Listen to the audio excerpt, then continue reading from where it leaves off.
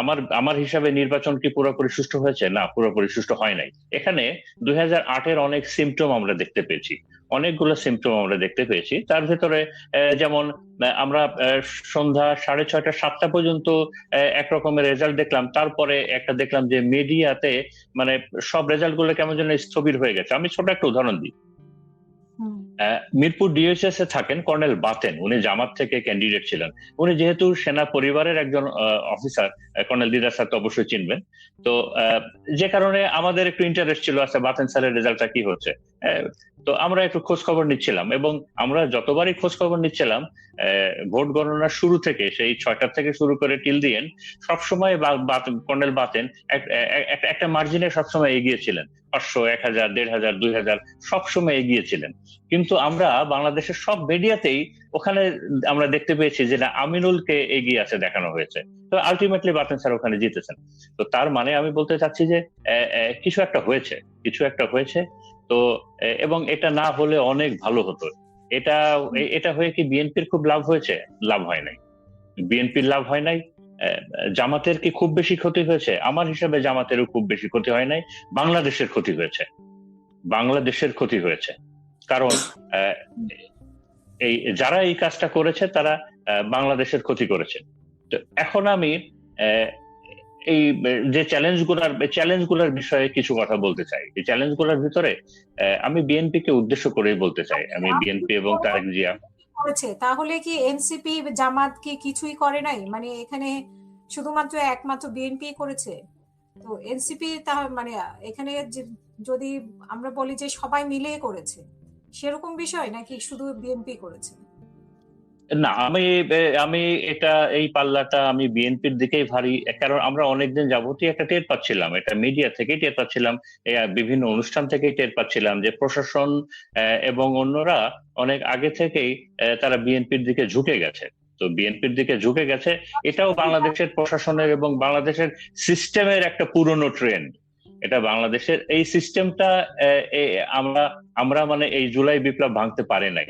এটা বাংলাদেশের সিস্টেমেরই একটা পুরনো ট্রেন্ড, যে তারা যখন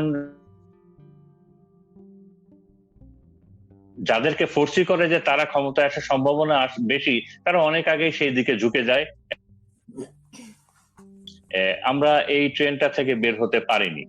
তো আমি যে কথা বলছিলাম সেটা হলো যে জামাতের আমি আরেকটা বিষয় যদি বল, 58 জনই হচ্ছে যে প্রশাসনে ছিল জামাতের লোকজন, প্রশাসনে বেশি ছিল জামাতের লোকজন। আমি আরেকটা বিষয় যদি বলি, একটা পারসেপশনের বিষয় তো আছে।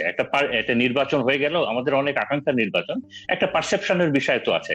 আচ্ছা, ঢাকা শহরের কয়টা মানুষ, আপনি জিজ্ঞাসা করেন তো, ঢাকা শহরের কয়টা মানুষ বিশ্বাস করে, আমি পারসেপশনের কথা বলছি, যে নাসিরউদ্দিন পাটোয়ারি তার আসনে হেরে গেছে, তাকে হারানো হয় নাই। The perception is very important. The perception is very important. এখন নাহিদ ইসলাম কিভাবে অনেকে তো বলে নাহিদ ইসলাম কিভাবে জিতে আসলো, সে তো হেরে যাওয়ার কথা। না, আমার এটা মনে হয় না। নাহিদ ইসলামের ওই ক্ষমতাও নাই, ওর ওই সাংগঠনিক ক্ষমতাও নাই যে একটা হারা জায়গা থেকে বের হয়ে, মানে সে মানে একটা একটা একটা লুজিং ম্যাচ সে চ্যালেঞ্জ নিয়ে জিতে চলে আসবে। আমার ওইটা মনে হয় না যে নাহিদ অথবা এনসিবির ওই ক্যাপাবিলিটিটা আছে, ওই ক্যাপাবিলিটিটা অর্জন করেছে। এটা আমার মনে হয় না। কয়টা মানে এনসিপি কয়টা সিট পাবে, সে উনি নির্বাচনের আগে কিভাবে ভেবেছিলেন যে কয়টা সিট পেয়ে যাবে এনসিপি, নিশ্চিন্তে কিভাবে বলবেন? না, আমি আমি ব্যক্তিগতভাবে যেটা আমার আমার একটা ছিল যে কারণ এনসিপির এনসিপির থেকে তো জামাতের ভোট বেশি। তো যেমন এনসিপি যে সিট গুলো পেয়েছে, আপনি খেয়াল করে দেখেন, হাসনাতের ওখানে তো কোনো কম্পিটিটর নাই, অলমোস্ট ফাঁকা মাঠে গোল দিয়েছে। তো এখানে তার জেতারই কথা ছিল। নর্থ বেঙ্গলে আক্তার ছিল, ওখানে তো নর্থ বেঙ্গল ওটা তো জামাত ইসলামের একটা দুর্গ। ওখানে এনসিপি এবং জামাত ইসলাম মিলে সেখানে সে থ্রু হয়েছে। তো এরকম এখানে নাহিদ, এটা আমরা আমরা আমরা আমরা আগের থেকে ধারণা করছিলাম যে ওখানে হয়তো চ্যালেঞ্জ হবে, বাট নাহিদ থ্রু হয়ে যাবে এরকম একটা সিমটম সবসময়ই ছিল। এরকম একটা সিমটম সবসময়তেই ছিল। ব্যাপারে কিভাবে কনফার্ম ছিলেন যে নাসিরউদ্দিন পাটোয়ারি হবে ওখানে? না, আমি কনফার্ম ছিলাম সেটা না। আমি কনফার্ম ছিলাম সেটা না। যেমন যদি আমাকে আগের কথা বলেন, যদি 2 মাস আগে কেউ জিজ্ঞাসা করতো, আমি বলতাম যে অবশ্যই এখানে মির্জা আব্বাস জিতবেন।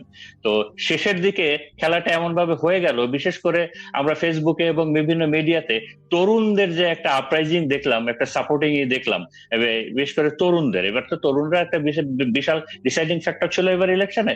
তরুণদের নাসিরুদ্দিন পাটোয়ারির জন্য যে একটা বিশাল সিম্প্যাথি দেখলাম, তো তখন মনে হলো যে না, এখানে একটা হাড্ডাহাড্ডি লড়াই হবে। এবং তারপরে যখন রেজাল্ট আসা শুরু করলো, তখন দেখলাম যে নাসিরুদ্দিন পাটোয়ারি এগিয়ে যাচ্ছে, একটা স্মল মার্জিন নিয়ে সে এগিয়ে যাচ্ছে, এবং মোটামুটি মার্জিনটা স্মল হলেও সে এইটাই ক্যারি ফরওয়ার্ড করেছে। এবং তারপরে তো স্টপ হয়ে গেল। তো আমার যেটা ধারণা যে এই একটা আসনে, নাসিরুদ্দিন পাটোয়ারি আসনে, এখানে বিএনপি জেতে নাই, এখানে বাংলাদেশ হেরেছে। তো এখন আমি যে কথাগুলো বলতে চাচ্ছিলাম যে আগামী নতুন সরকারের নিয়ে, দেখেন কিছু বাস্তবতা আছে যে বিএনপি যদি মনে করে, আমি আমি নিজে ব্যক্তিগতভাবে অসম্ভব শহীদ প্রেসিডেন্ট জিয়াউর রহমান ভক্ত এবং খালেদা জিয়া ভক্ত। তো এবং বিএনপি যদি নিজেকে মনে করে যে না, তারা অনেক আসন পেয়েছে, একটা ব্রুট মেজরিটি পেয়েছে, তাহলে সেটা ভুল করবে। দেখেন, ভোট পড়েছে আমাদের প্রায় 12,77,00,000 ভোটার। এখানে ভোট পড়েছে প্রায় 60% মতো, 7.5। তো এই 7.5 কোটির ভোটারের ভিতরে বিএনপি কত পেয়েছে? বিএনপি 4 কোটি ভোটারেরও কম পেয়েছে। তার মানে যদি আপনি হিসাব করেন, প্রায় 9 কোটি ভোটার আপনার তাদের বিষয়ে বিএনপি কে চিন্তা করতে হবে যে আচ্ছা, এই যে 9 কোটি ভোটার যারা বিএনপি কে ভোট দেয় নাই, অথবা তারা বিএনপি কে নিয়ে তাদের ম্যান্ডেটটা তো আমরা পাই নাই। তো এই কথাটা বিএনপি কে মনে রাখতে হবে। এবং আমার আস্থা আছে তারেক জিয়ার উপরে, আমার আস্থা আছে, উনি জিয়া পরিবারের সন্তান, আমার আস্থা আছে। এবং একই সাথে এটাও মনে রাখতে, জি, আপনার মাঝে মাঝে থেমে যাচ্ছে, আমরা আবার শুনবো আপনাকে। আমার মনে হয় যে আমরা শুনবো।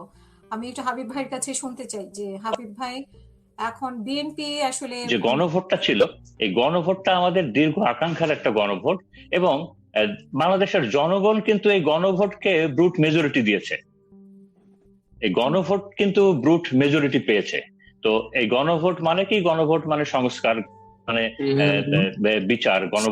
গণভোটের সব থেকে বড় যে বিষয়টা হলো যে আমরা নতুন বন্দোবস্তে যাব, আমরা পুরনো বন্দোবস্তে ফেরত যাব না। তো এখন আমার যদি বিএনপি এই নতুন এই বিপ্লবের পরে এই নতুন সরকারের বিএনপি যদি মনে করে যে তারা সেই পুরনো বন্দোবস্তের দিকে ফেরত চলে যাবে, সেই পুরনো সিস্টেম তারা কন্টিনিউ করবে, তাহলে ভুল করবে। এবং আমার আশা বিএনপি সেটা করবে না। এবং একই সাথে আমরা এটাও চাই না যে, আমি এটা সবসময় বিশ্বাস করি যে নির্বাচনের হিসাব কিতাব যাই থাক না কেন, বিএনপি এবং জামাত তারা একসাথে, ম্যাডাম খালেদা জিয়ার নেতৃত্বে দীর্ঘ সময় একসাথে সহযোদ্ধা ছিল, যুদ্ধ করেছে। তো তাদের ভিতরে গ্যাপটা যেন এত বেশি না নিয়ে চলে আসা হয়। শেষ করব আমি লাস্টের কথা শুনতে পারিনি। আচ্ছা, ঠিক আছে। তো আমি আবার শুনবো আপনাকে। আচ্ছা, তো আমি এটাই বলছিলাম যে আমায় আগামী সরকারকে মনে রাখতে হবে যে বাংলাদেশের সাধারণ জনগণ কিন্তু আওয়ামী লীগের পুনর্বাসনের ব্যাপারে তাদের কোনো মানে তাদের দ্বিমত আছে। সাধারণ জনগণ চায় না যে বাংলাদেশে আওয়ামী লীগের পুনর্বাসন হোক এবং আওয়ামী লীগ আবার ফেরত আসুক। তো এই বিষয়টাও বিএনপিকে মনে রাখতে হবে। এটা বলে আমি এখন শেষ করছি।